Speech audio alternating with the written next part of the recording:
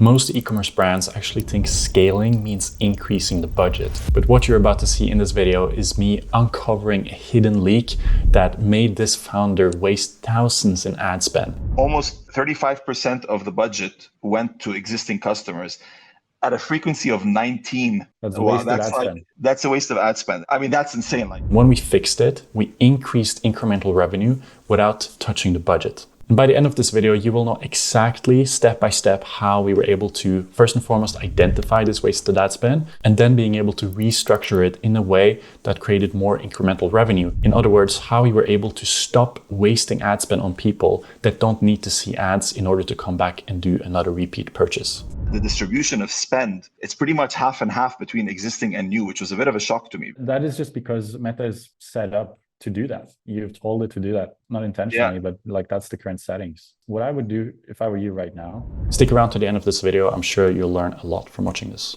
So one thing that I'm going to show you now, since we're on this topic, is the way I look at an account to see red flags in terms of incrementality. So if we look at the last 30 days and I do a breakdown and I look at audience segments, this is kind of how I gauge in terms of how much spend is going to different groups, audience, engage audience, and existing customers. So this one, as you can see, a lot of the results here are coming from existing customers. So that's like the question now becomes: is this relevant? Is it necessary to spend the amount of money we're spending on existing customers? So then the next thing I would look at is breaking it down by attribution setting. So you can go here, compare attribution settings, and look at 7-day click, 1-day view, and then we compare. If we look at this campaign here, you can see that most of the results, 44 out of 75, is coming from the 1-day view attribution. And that is a red flag to me when it's the distribution between 7-day click and 1-day view is as it is. Usually the rule of thumb is like, I would want to have 30% on this one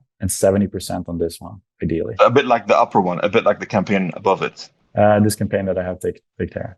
No, sorry, I mean like a bit like, so the campaign above that, which is the UAE Strand C1, has about 8 1-day view and 13 7-day clicks. So that's closer to the percentages that you would want to see for. And that's also because here I've excluded existing customers. I think this one is, I think that the UAE Strand one is only targeting, I mean, let's have a look quickly. I think under controls, I may have, under show controls, I may have excluded. So I've excluded. Okay. This was actually something I kind of couldn't figure out why but then it makes a lot of sense why the distribution is much better for this one. And I can tell you that we've done this breakdown before for clients, and we changed the distribution of spend towards way more incremental spend, going towards more new customers. And what happens then is you see a lower ROAS, or you see worse results in the ad account. But when you go and check with the overall report and compare it to the backend data, you actually have a better new customer ROAS. And that's the thing. Like, it looks worse in here, but it's actually much better for your bottom line and overall business. So the lower campaign, so the one that's 75 results with the poor distribution, like I was looking at it now, you see, like I've only excluded 30-day purchasers. So for a brand like ours, which is a refill brand, to your point, we have thousands of customers that haven't bought in the last 30 days that are existing customers that would have bought at some point in the next 3-4 weeks. And they're probably just seeing the ad and then Meta's attributing it. And then it's actually chasing that ad. And when I looked at the distribution of spend, it's pretty much half and half between existing and new, which was a bit of a shock to me because like I thought most of the budget, given that we have a relatively small existing customer base, I thought that Meta would automatically they might allocate 10% to the sort of existing audience, but like it's actually half and half, which means that it's probably bombarding my existing 6,000 to 7,000, existing end customers, and it's probably like driving them crazy. We can actually take a look at the frequency if you have that metric here. Yeah, pretty crazy frequency. So on average, 6.4 times. That's a lot. This is also quite a lot. Ideally, it would be around this, 1.5, 1.3 something, if you're really going for new customers. So the frequency is really high. It's probably, as you said, bombarding your existing customers with the ads. That is just because Meta is set up to do that. You've told it to do that, just not intentionally, but like that's the current settings. So the thing is, what I would do if I were you right now, and I want to focus more on more efficient acquisition, I would optimize for 7-day click conversions only. I would just stop optimizing for this because this to me is a much stronger signal that the sale that came through the campaign is actually incremental, because there's an actual click. They actually they clicked on the ad and they went and bought. And that to me is a much stronger signal than this one.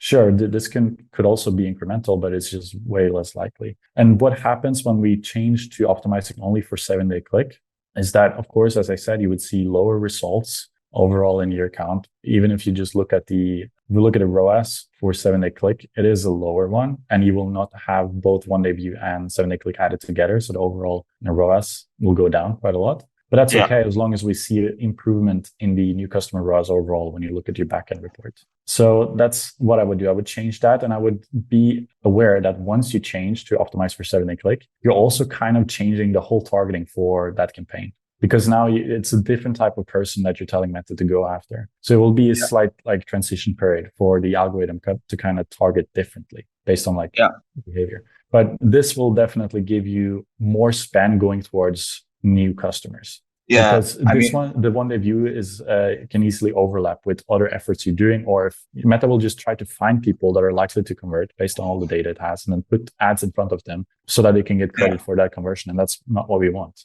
So I would take away this one. So I'm looking now as you were talking.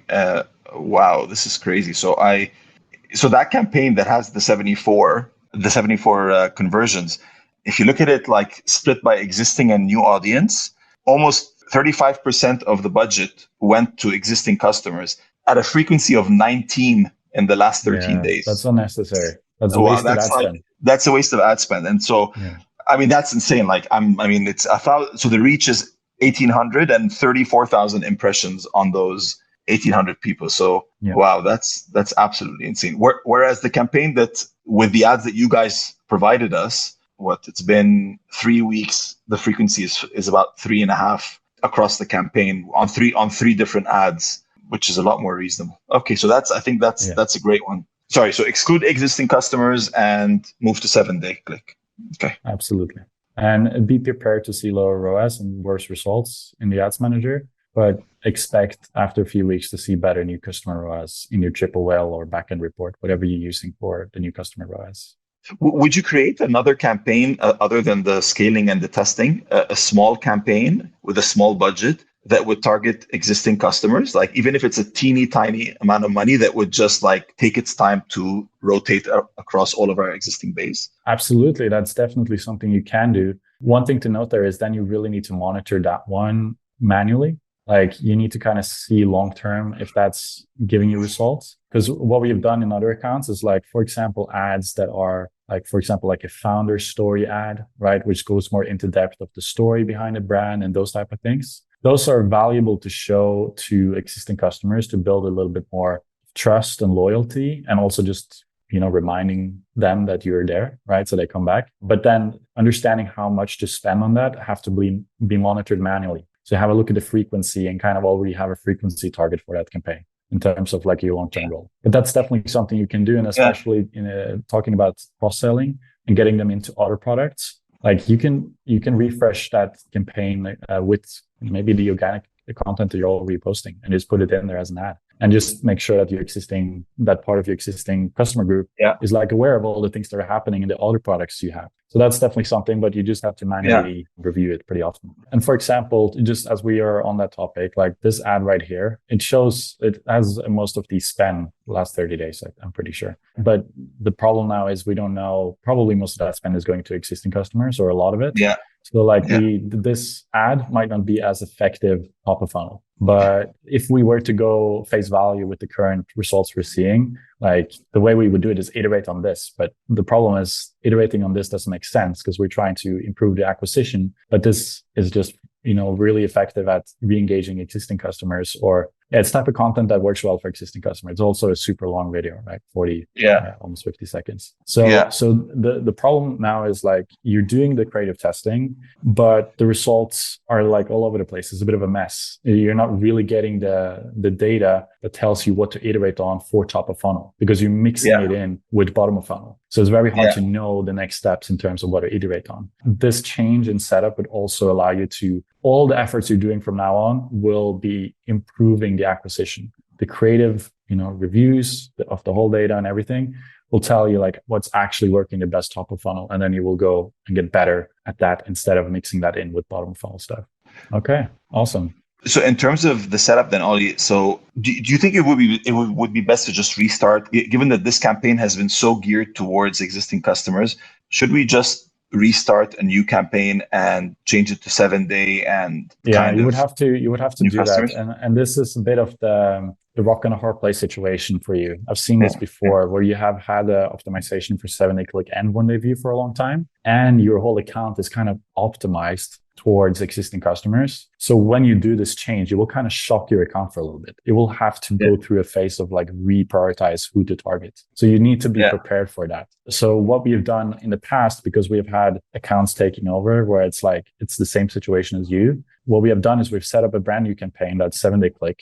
And then we've kind of slowly but surely moved the budget over to not like shock the whole system immediately. So you should start small and then grow the budget then. Yeah, exactly. So we would start another campaign that is optimized for 7-day click. And then we would, small budget on that. And then we will compare the 7-day click results with the existing campaign. Because there is value in having a campaign with momentum and existing data. So like, even if you start another one now, optimizing towards 7-day click, this one might still have better 7-day click results for a while. But over time, as you have one campaign that's only optimizing for 7-day click and it starts to build momentum, it will outperform this one over time. At least that's what we always seen when we've done this ourselves. And then at some point, it just makes sense to literally shut that one off and then put all the budget on that new one. But like you have to be careful, right? Like you don't want to shock the system essentially. If you have things that are kind of working now, like don't shock it with all new stuff because that there's some risk associated with doing it that drastically. But yeah, so you would keep this one on for now. So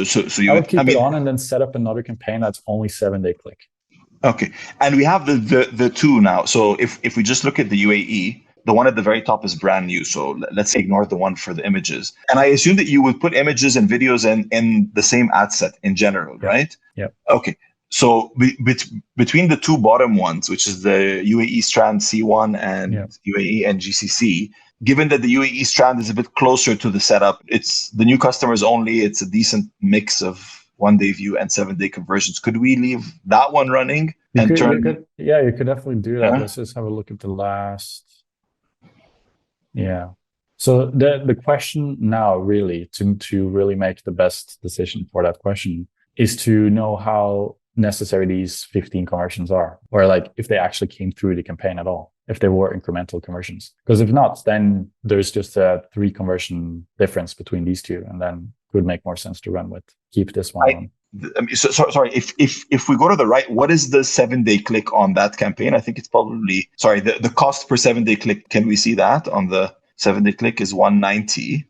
But then that's not fully accurate, right? Because some of the people, some of the existing customers. The other problem that we talked about is which ad do they see first and which do they, there could be overlap within the account now, which messes up the whole results a little bit. So that's why it's hard to really know how accurate and reliable this data is. So it's hard to really make good, reliable decisions based on it. The conclusion is you definitely want to transition into 7-day click optimization. And another note while we're talking about this is the bid strategy. So you're optimizing for highest volume. Let's see if you're also doing for value or value. Yeah. So you have to do both. Okay. Because ideally I would have the campaign be first value, then volume. Sometimes depending on the account, sometimes you have to choose or volume or value.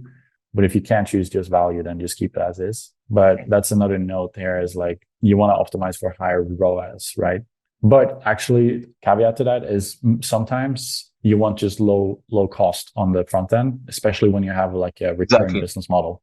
Yeah. So it could be okay to actually run with this depending on the business model. Because my worry initially, especially with the current setup that I have, is that the repeat customers have generally a higher order value. So I was worried that then that would even force Meta to go more for existing customers. Yeah, exactly.